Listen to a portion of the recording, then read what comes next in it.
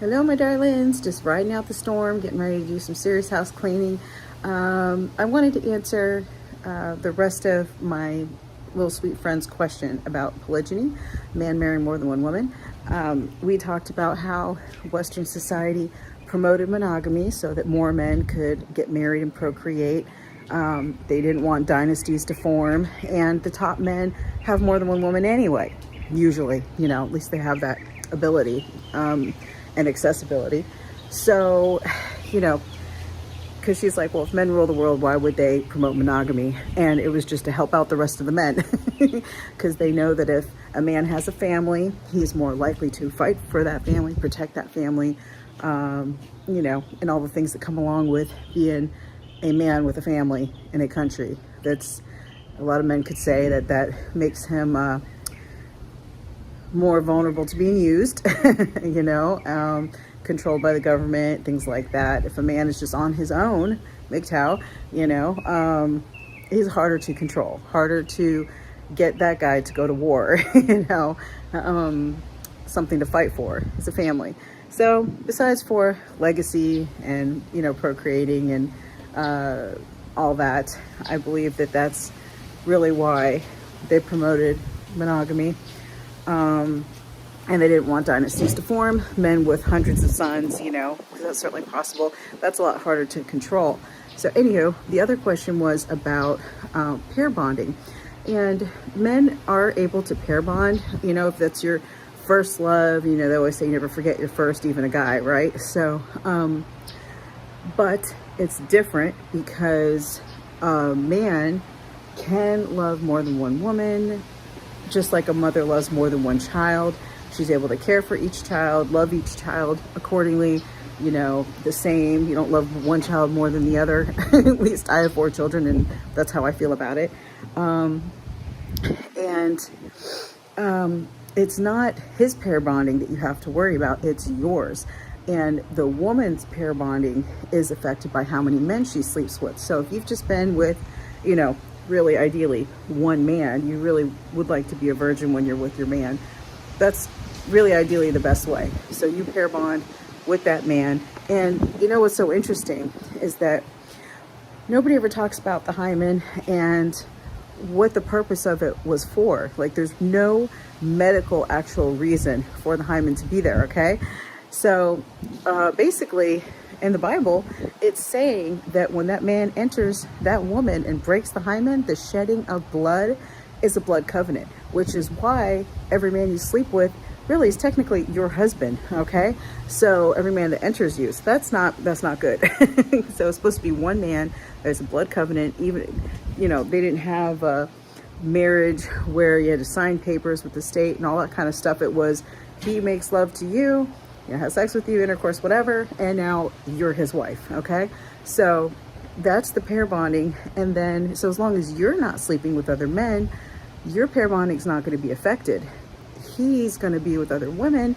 If that's how you guys, are having your relationship or whatever, then that's fine. It's not going to affect your pair bonding. Your attention, your affection, especially in the romantic sexual way, is to your husband. You're going to have more of like a sisterly bond,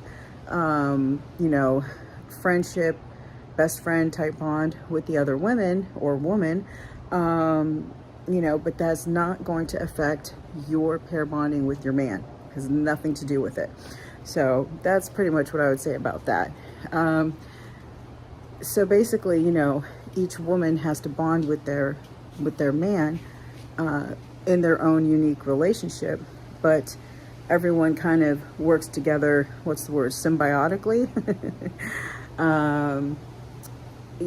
and kind of meshes together as a family unit. And I'm telling you, I actually feel bad for women of Western society, because being raised with this whole concept of like the Disney fantasy of your Prince Charming, the one, who's meant to be with you and all this kind of stuff. A lot of women have missed out on a good man, a good relationship, because they're searching for the one.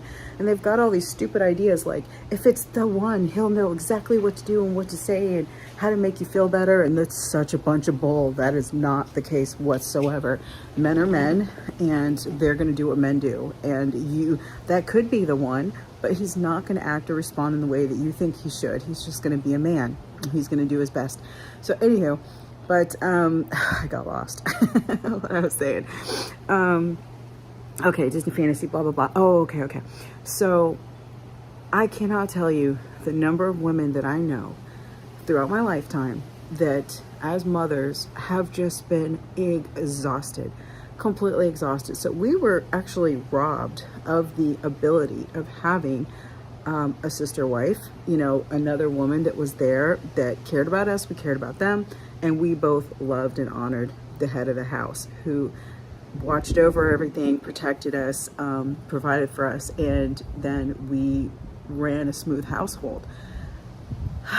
The amount of exhaustion that most women face that don't even work outside the house, that just managing a house, you have no idea. Times 4 kids, animals, the whole deal. It is a lot. And then you manage the bills, you do this, you do that, make sure things are paid, whatever it is that he wants you to do. And it's exhausting. You have sick kids, you get no sleep, so like all these different things. Some people are a little more organized, some women are more organized. I am not. I'm very spontaneous. So organization has always been a battle for me. So my house is not just always immaculately clean. Like, it's something I have to consistently be working on. So anyway, but having the help, one woman's probably going to have gifts and talents in one area, and the other woman's going to have gifts and talents in the other area, and they work together. You'd have your meals cooked, like no problem. You'd have the kids are bathed. Women are always trying to do multiple things at one time. We're multitasking, and it's like you've got homework, you've got cooking, this kid needs this and this kid needs that, and you've got practices and sports and all kinds of things that need to get done. And I'm just saying, we got robbed. We really did. We got robbed. And honestly, I've told so many Christian people that it's like, so you'd rather the way it is now, divorce, remarry, Brady Bunch kids, you get together, I get together, everybody's got kids, and or all these single baby mamas that are out there with no headship, no covering, not married, and they're just living off of the state child support and whatever they can do. And it's like that's preferable to just, okay, you found someone you really, really, really love, I guess is the word. You love them, then you want to have her in our house, and okay, we meet and we get along and super duper and let's go. Instead of having this person over here and that person over there, and all your resources are split up and going every direction. It just seems wiser. The women can get it right, they listen and obey, and they're submissive to their man. Keep all the resources in one house. The teamwork that could be had is just phenomenal, and that's what women in other countries know very, very well. And people like to argue, what about jealousy? What about this? What about that? Yeah, we're humans. We're all fallen, and there is not going to be any perfect relationship anywhere. But, if you have a good-willed man and you're a good-willed woman under his authority and you are in subjection, okay, it's very, very important, because if you want to do things your way and you want to run things, it's never going to work. But you have to be following your man, and you have to be submissive to your man, and then it could work. And she has to as well. So if you have submissive women, it can work, and it can work very, very well. Women that are humble, that are grateful, that are not entitled, it's a beautiful thing. And even in the Indian culture,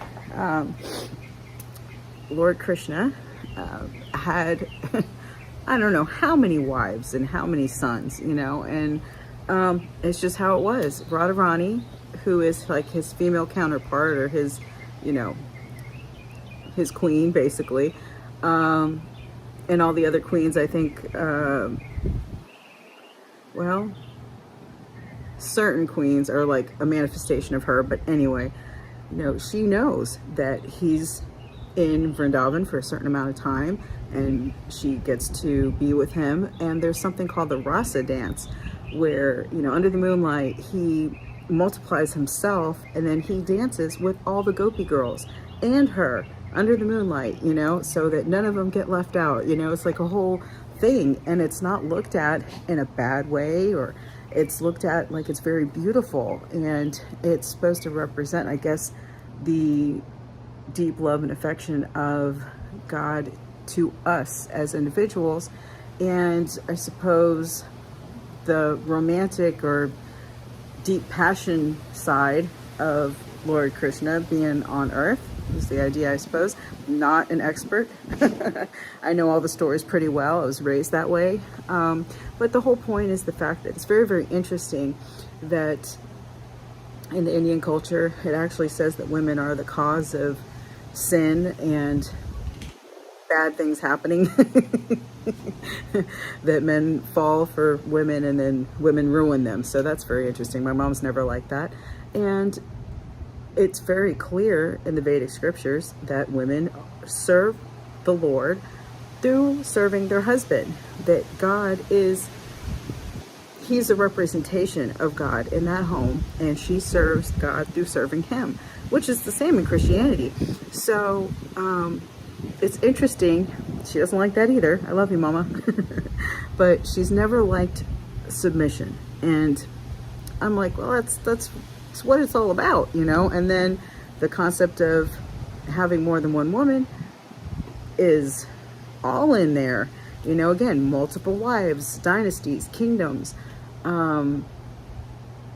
They work together. It's just how it is. So it seems to me that in a short period of time, and lots of movies and media, we've kind of brainwashed women on multiple levels of destruction, to not accept a man's nature, to not understand the benefits of having sister wives, to want to fight to be equals, which never happened. We're not equal.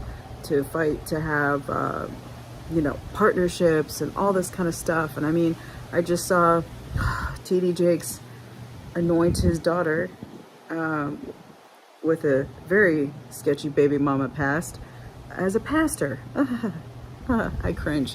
You know, you're not supposed to say anything negative about pastors in the Bible. You're like supposed to be careful speaking against a man of God, and I get it. However, I'm pretty sure I can stand on the word which says that women are not to teach and to have authority and usurp authority over men, period. And I'm telling you, I have like no friends, because even the most Bible Christian believing women I know think that it's fine for there to be female pastors. And yeah, nope, it's not. So anywho, you know, so people around us are not going to understand. When we were going through our interviewing phase, which I put on the back burner, my husband put on the back burner for now, you know, till he retires, and we'll see how it's all going, because he knows that economically, financially, you have to be able to afford another wife, and things are just crazy out here right now. So it's not exactly where he wants it to be to even have the time to focus on that. So God bless him. You know, but I let my family know that we were looking, because I was like, well, we're not going to leave her at home when we have family events. She's going to come with us. I'm like, if we do this, we're doing the whole thing. We're going to have a little ceremony on the beach or something. You know, we don't have to sign papers with the state, obviously, because they don't recognize that. But why not? Love is love, isn't it? they got all kinds of other stuff going on. So anywho, but we would have a contract. We'd have, you know, we had where if she stayed with us permanently, you know, even after my husband passed or whatever, she'd be taken care of. I mean, it was great. I was like, I wrote up little cards like, hey, we're looking for a Cinderella, you know?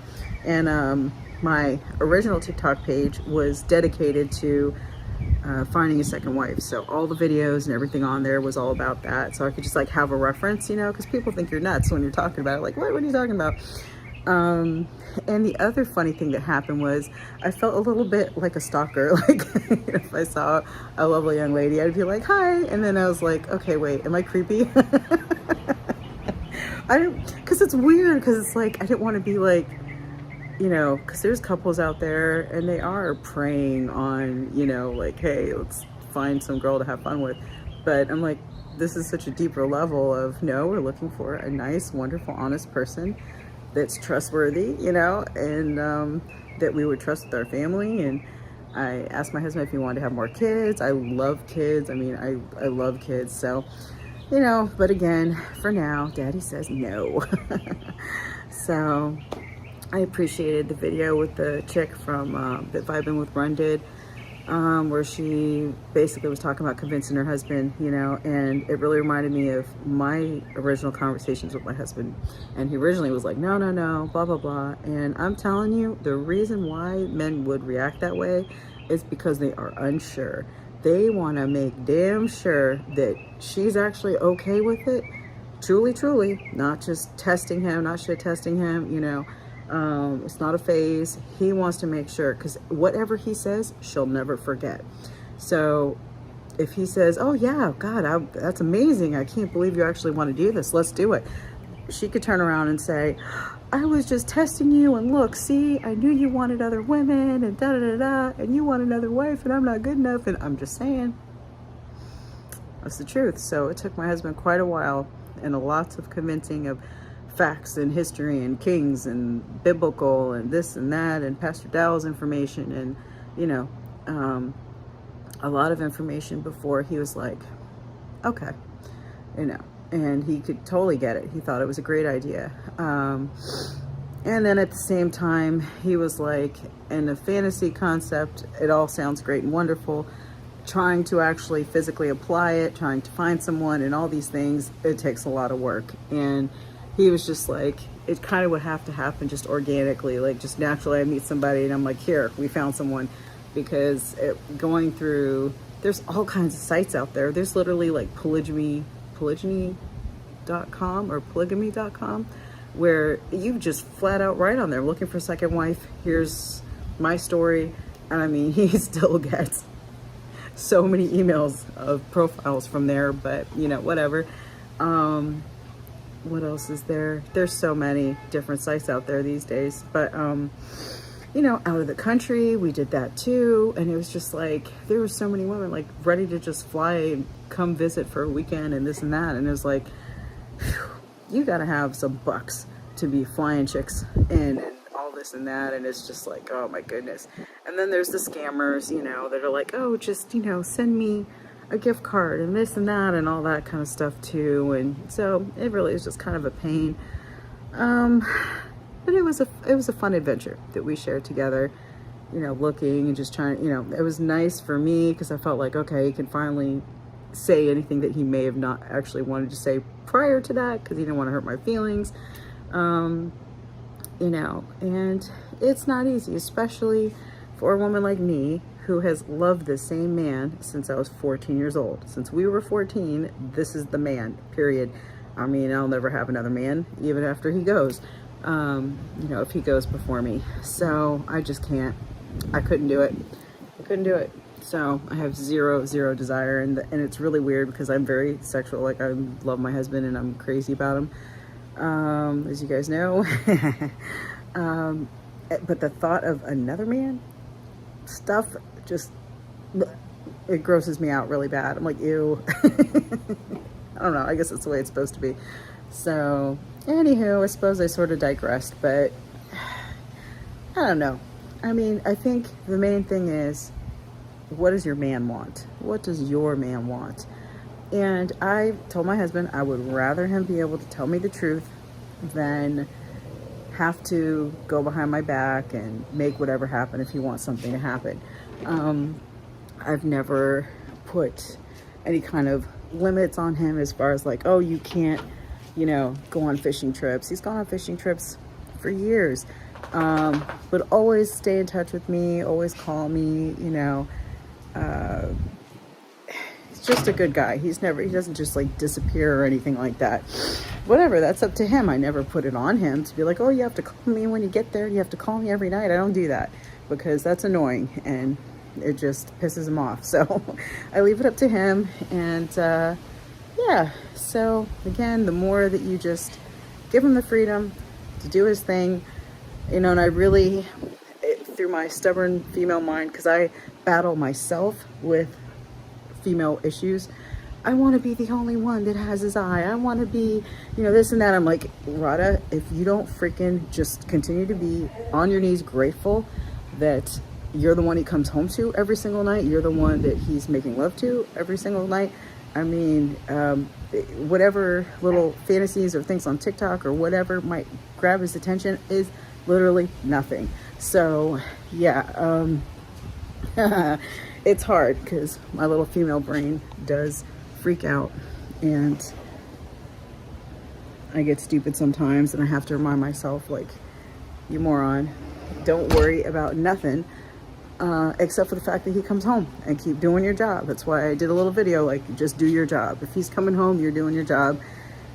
And just accepting the fact that it literally is a man's nature to, first of all, want to look at beautiful women, be attracted to beautiful women, and just to look at something different. I mean, like I said, just be grateful that he's not out there getting something different, which he could if he wants to. So, you know, it is what it is. It's emotional intelligence, the way that Mama Radha defines it: controlling your emotions, having logic, sense, reason, rationality, and not giving into our female emotional selves. So anywho, I'll be back. I'm gonna go do some work and be a good wifey, and I love you guys. I appreciate all your support.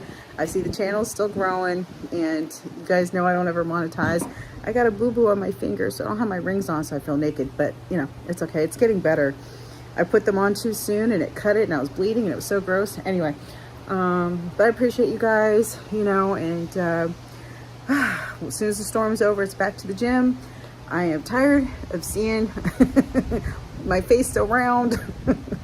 I'm ready. Oh my gosh, I'm so ready, and Daddy will be proud of me. So got to get this weight off and be a good example, kick some butt, and I'll feel better too. All right, thanks. Love you guys. Bye.